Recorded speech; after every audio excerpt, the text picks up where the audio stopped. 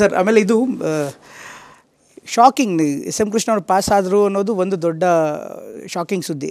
But ನಾವು ಅವ್ರ ಆರೋಗ್ಯ ದೃಷ್ಟಿಯಿಂದ ನೋಡ್ತಾ ಇರೋ ಸರ್ 92 ಇಲ್ಲ, ಅವರು ವರ್ಷದಲ್ಲಿ ಒಂದು 6 ಮಂತ್ಸಿಂದ ಸ್ವಲ್ಪ ಈ ವಾಸ್ ನಾಟ್ ವೆಲ್ ಬಟ್ ಚೇತರಿಸ್ಕೊಂಡಿದ್ರು, ತಿರ್ಗಾ ಮನೆಗೆ ಬಂದಿದ್ರು. ಈ ವಾಸ್ ಓಕೆ. ಆಮೇಲೆ ಆಯಿತು. ಬಟ್ ನನಗೆ ಅವರು ಸಾವು ಬಗ್ಗೆ ನನಗೇನು ದುಃಖ ಆಗಲಿಲ್ಲ. ಅವ್ರ ಸಾವನ್ನು ಹೇಗೆ ಸ್ವೀಕರಿಸ್ತೀರಿ ಸರ್ ನೀವು? ಯಾಕೆ ಅಂದರೆ ಹೇಳ್ತೀನಿ ಕೇಳ್ರಿ, ಯಾರು ಹುಟ್ಟ ಮೇಲೆ ಹುಟ್ಟು ಸಾವು ಎರಡೂ ನಮ್ದಲ್ಲ. ಹುಟ್ಟು ನಮ್ದಲ್ಲ, ಸಾವು ನಮ್ದಲ್ಲ, ಪ್ರಕೃತಿನೂ ನಮ್ದಲ್ಲ. ಹುಟ್ಟು ಆದಮೇಲೆ ನಾವು ಮಾಡಿದಂಥ ಉತ್ತಮವಾದಂಥ ಕೆಲಸ ಉಳ್ಕೊಳ್ತದೆ. ಕೃಷ್ಣನವ್ರ ಹಿಸ್ಟ್ರಿ ಬರೀ ಅವ್ರ ಚೀಫ್ ಮಿನಿಸ್ಟರ್ ಅವ್ರು ಕೂಡ ಇಂದ್ಲದೆಲ್ಲ ನಾನು ಚರ್ಚೆ ಮಾಡೋಕೆ ಹೋಗೋದಿಲ್ಲ. ನಾನು ಅವ್ರ ಜೊತೆ ಕೆಲಸ ಮಾಡೋದಂಥ ಪುಟಾಣಿ ಮಕ್ಕಳಿಂದ ಹಿಡಿದು ಮಕ್ಕಳಿಗೆ ಬಿಸಿ ಊಟ ಶುರು ಮಾಡಿಸಿಂದ ಹಿಡಿದು ಹೆಣ್ಣು ಕುಟುಂಬದ ಕಣ್ಣು ಅಂದರೆ ಹೆಣ್ಮಕ್ಳಿಗೆ ಕೊಟ್ಟಂಥ ಆರ್ಥಿಕ ಶಕ್ತಿ ಶ್ರೀಶಕ್ತಿ ಮಾಡಿದ್ರಿಂದ ಹಿಡಿದು IT ಬಿಟಿ ಬಿಡಿ ಭೂಮಿ ಅಲ್ಲ ಪಂಚಾಯತಿ ಪಾಣಿಗೆ ಭೂಮಿ ಅಂತ ತಂದು ಇದರಲ್ಲಿ ಕಂಪ್ಯೂಟರ್ ಪಾಣಿ ಎಲ್ಲ ತಿತ್ತಾಯಿದ್ರು ಎಲ್ಲ ಕೂತ್ಕೊಂಡು. ಈಗೆಲ್ಲ ಪಾಣಿನೆಲ್ಲ ಮನೆ ಬಾಗಿಲಿಗೆ ತರೋಂಥ ಒಂದು ಯೋಜನೆ ತೆಗೆದುಕೊಂಡು ಬಂತು. ಯಾವುದ್ರಲ್ಲಿ ಅವ್ರ ಕೈ ಹಾಕಲಿಲ್ಲ, ಯಾವ್ದು ಮಾಡಿಲ್ಲ. ಇದ್ದಂಥ ಒಂದು ಸಣ್ಣ ಬಜೆಟ್ನಲ್ಲಿ ಫೈನಾನ್ಷಿಯಲಿ ಕನ್ಸ್ಟೆಂಟ್ ಇರ್ಬೇಕಾರೆ ಬ್ರಿವೇಜ್ ಕಾರ್ಪೊರೇಷನ್ ಮಾಡೋರೆ, ಪುಟಾಣಿ ಮಕ್ಳಿಗೆ ಮಾಡೋರೆ, ಬೇಲೂರು ಘೋಷಣೆ ಮಾಡಿಬಿಟ್ಟು 27 ಇಲಾಖೆನ ಇದಕ್ಕೆ ಸೇರಿಸ್ಬಿಟ್ರು, ಪಂಚಾಯತಿಗೆ ಪವರ್ಸ್ ಕೊಟ್ಬಿಟ್ರು.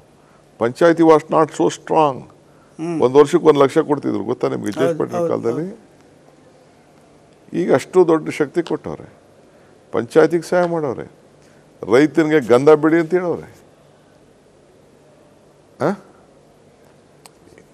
ಏರ್ಪೋರ್ಟ್ ವಿಚಾರ, ಮೆಟ್ರೋ ವಿಚಾರ, IT ಬಿಟ್ಬಿಡಿ ನೀವು. ಇದು ಕಾವೇರಿ ಜಲಾನಯ ನಿಗಮ ಮಾಡಿದವ್ರೆ. ಇದಕ್ಕೆ ನಮ್ಮ HK ಪಾಟೀಲ್ ಕಾಲ ರೆಸ್ಪಾನ್ಸಿಬಿಲಿಟಿ ಕೊಟ್ಬಿಟ್ಟು ಅವ್ರಿಗೆ ಇರಿಗೇಷನ್ಗೆ UKP ವಿಚಾರದಲ್ಲಿ ಅವ್ರಿಗೂ ಫ್ರೀ ಹ್ಯಾಂಡ್ ಕೊಟ್ಬಿಟ್ಟು ಅದಕ್ಕೊಂದು ಹೊಸ ಶೇಪ್ ತೆಗೆದುಕೊಂಡು ಬಂದರು, ಸಪ್ರೇಟ್ ಕಾರ್ಪೊರೇಷನ್ ಮಾಡಿಸಿದ್ರು. ಸೊ ಈ has done A wonderful job. ಈಗ ವಿಕಾಸಸೌಧ, ವಿಧಾನಸೌಧ ಬಿಟ್ಟರೆ ಇನ್ನೇನು ಯಾವ ಗೌರ್ಮೆಂಟ್ ಏನು ಕಟ್ಟಿದೆ? 1 ವರ್ಷದಲ್ಲಿ ಕಟ್ಟಿದ್ರು ಗೊತ್ತಾ ನಿಮಗೆ? 1.5 ವರ್ಷ ಆಯಿತು.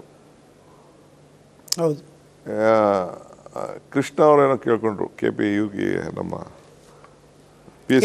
KPSC ಅವರು though he was in Deve Gowda camp, Deve Gowda is not making PSC chairman. It is S.M. Krishna who made the KPSC chairman. I am part of that decision. ಪಾಪ ಶಂಕರಲಿಂಗರು ಓಡ್ ಬಂದನ್ನು ಕರೆದ್ರು, ಅವರು ಇವರು ಹಿಂಗೆ ಬಂದಿದೆ ಆ ಫೈಲು ಬನ್ನಿಲಿ ಅಂತ. ನಾನು ಕೂತ್ಕೊಂಡು ಮಾಡಿ ಕೊಡಿ ಸರ್, ಬರೀರಿ ಸರ್ ಅಂತ ಅಂದ್ಬಿಟ್ಟು ಕೊಟ್ಟು ಆಮೇಲೆ ಅವ್ರ ನೆನಪಿಗಿರಲಿ ಅಂದ್ಬಿಟ್ಟು ಅದ್ರ ಜೊತೆಗೆ ಉದ್ಯೋಗ ಸೌಧ ಒಂದು ಕಟ್ತವಲ್ಲ ನಾವು. S.M. Krishna who did this, all this. ಇದು ಕಾಂಪೌಂಡ್ ಹೋಗಿರಲಿಲ್ಲ ವಿಧಾನಸೌಧಕ್ಕೆ. ನಾನು ಅವ್ರು ಒಂದಿನ ಇದಕ್ಕೆ ಹೋಗಿದ್ದೆ, ಅಲ್ಲಿ ಡೆಲ್ಲಿಗೆಲ್ಲ ಹೋದ್ದು, ಅಲ್ಲೆಲ್ಲ ಕರ್ಕೊಂಡೋಗ್ರು ಏನಂತ ಬ್ರೇಕ್ಫಾಸ್ಟ್ಗೆ. ಸ್ವಲ್ಪ ಹಿಂಗೆ ಬನ್ನಿ ಸರ್ ತಿರುಗಿ ಸಾಯಂಕಾಲ ತಿಂಡಿಗೆ ಅಲ್ಲಿ ಯಾವುದೋ ಒಂದು ಹೋಟ್ಲಿದೆ, ನಮ್ಮ ಸೌತ್ ಇಂಡಿಯಾ ಹೋಟ್ಲು, ಒಂದು ಯಾವುದೋ ಒಂದು ದಾಸ್ ಪ್ರಕಾಶ್ ಏನೋ ಒಂದು ಹೋಟ್ಲು ಯಾವುದೋ ಇತ್ತು, ದಾಸ್ ಪ್ರಕಾಶ್ ಅಲ್ಲಿ ಯಾವುದೋ ಒಂದು ಡೆಲ್ಲಿಲಿ ಒಂದು. ಅದು ಮುಗಿಸ್ಕೊಂಡು ಸಾಯಂಕಾಲ ಬನ್ನಿ ಸರ್ ಅಂದ್ಬಿಟ್ಟು ಕರ್ಕೊಂಡೋದೆ. ನಾನು ಕರ್ಕೊಂಡೋಗಿ ರಾಷ್ಟ್ರಪತಿ ಭವನ್ದು ಹೊರಗಡೆ ಗೇಟ್ ಇತ್ತಲ್ಲ, ಆ ಗೇಟ್ ಒಂದು ರೌಂಡ್ ಹೊಡ್ಸ್ಕೊಂಡು ಬಂದೆ ಗಾಡೀಲಿ ಕೂತ್ಕೊಂಡು. ನೋಡಿ ಸರ್, ಈ ಥರ ಗೇಟ್ ನಮ್ಮ ವಿಧಾನಸೌಧಕ್ಕೆ ಹಾಕ್ಬೇಕು ಅಂತ. ಅಲ್ಲಿಂದನೇ ಬಂದು ಅವರು ಚೀಫ್ ಇಂಜಿನಿಯರ್ ಕರೆಸಿಸ್ಬಿಟ್ಟು ಅಲ್ಲೋಗಿ DK ಹೇಳ್ತಾನೆ ಕರ್ಕೊಬಂದು ವಿಧಾನಸೌಧಕ್ಕೆ ಫುಲ್ ಹಿಂಗೆ ಗೇಟ್ ಇರ್ಬೇಕ್ರಿ ಅಂತಂದ್ಬಿಟ್ಟು ಆ ಗೇಟ್ ಹಾಕ್ಸೋರು ಅವರು. He has contributed lot. Right sir, ಮೊನ್ನೆ ನಿಮಗೆ ಯಾವಾಗ ಮಾಹಿತಿ ಬಂತು ಸರ್ ಅವ್ರು ಮೃತರಾದ ದಿನ ಬೆಳಗ್ಗೆ ತಾವು ಹೋಟ್ಲಲ್ಲಿ ಇದ್ರಿ ಅಂತ ಕೇಳ್ಪಟ್ಟೆ? ಹೋಟ್ಲಲ್ಲಿ ಇಲ್ಲೇ ಬೆಳಗಾಮ ನಮ್ಮ ಐಬಿಲ್ ಮಲಗಿದ್ದೆ ನಾನು, ಸಪ್ರೇಟ್ ಹಳೆ ಐಬಿಲ್ ಮನೆ ಕೊಡೋದು ನಾನು. ಅದು ಐ ಆಮ್ ಹ್ಯಾಪಿ. ನನ್ನ ಕುಟುಂಬ, ನನ್ನ ವೈಫು, ನನ್ನ ಮಗಳು ಫೋನ್ ಮಾಡಿದ್ದಾಳೆ, ನಾನು ಎತ್ತಿಲ್ಲ, ನನಗೆ ಗೊತ್ತಿಲ್ಲ, ಮಲಗಿಬಿಟ್ಟಿದ್ದೆ. ನನ್ನ ಹೆಂಡ್ತಿನೂ ಫೋನ್ ಮಾಡಿದಾಳೆ, ಮಲಗಿಬಿಟ್ಟಿದ್ದೆ ನಾನು. ಆಮೇಲೆ ನನಗೆ ಗನ್ಮ್ಯಾನ್ಗೆ ಫೋನ್ ಮಾಡಿ ನನ್ನ ವೈಫು ಎಬ್ಬರಿಸಿದ್ರು ನನಗೆ, ಈ ಥರ ಹಿಂಗಾಗಿದೆ ಅಂತ.